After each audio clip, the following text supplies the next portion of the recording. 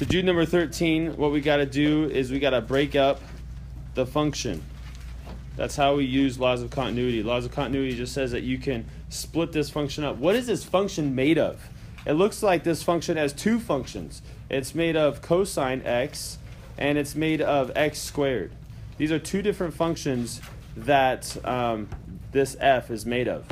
It's almost like saying that this is a g function right here, and this is, we'll say, an h function. So I have h is this, g is that, and then f has, what is it?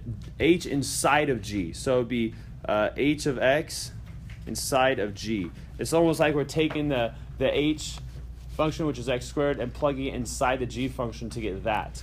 Now, let's just look at those two functions, these two functions right here, to prove that this, this function f is continuous. And so you have to think to yourself, self, is cosine continuous?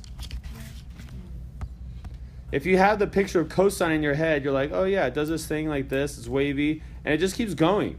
You know, it doesn't stop, it keeps going, and it looks like I can plug in any x that I want. Right? There's no holes, there's no jumps, there's no gaps, nothing. And so, is cosine continuous? Yes, it would be continuous because there's no holes, there's no jumps, there's no gaps, it's continuous. What about x squared? If you have x squared in your head, then you're seeing this parabola, and you're realizing, hey, that one's the same way. I can plug in any x that I want, and I'm going to get a corresponding y value, and there's no jumps, no holes in this one either. So, is this function f? Is this function f? Is it continuous? Yes. But in like the solution, it says that it's continuous by theorem 5. Like on a test, we have to know. So Juan asked a great question. He said, what would make a function not continuous? There's a couple of functions that would not be continuous. So you have to have like a limiting function, like square root. That's a limiting function. What is limiting about a square root function? You can't plug in negatives. You can't have negatives inside of it. Whatever you have inside here, you cannot have negatives. What is limiting about big division, like a rational?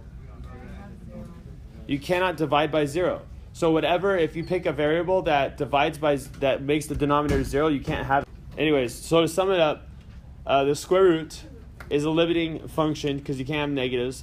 The dividing is a limiting function because you can't have a 0 on the bottom. And the integer function is almost a limiting function, but it's just mostly because this one has jumps in it. Whenever you graph this, there's a jump. And whenever you have jumps, then you have discontinuities. And asymptotes, if you have asymptotes. Go ahead, Kyle.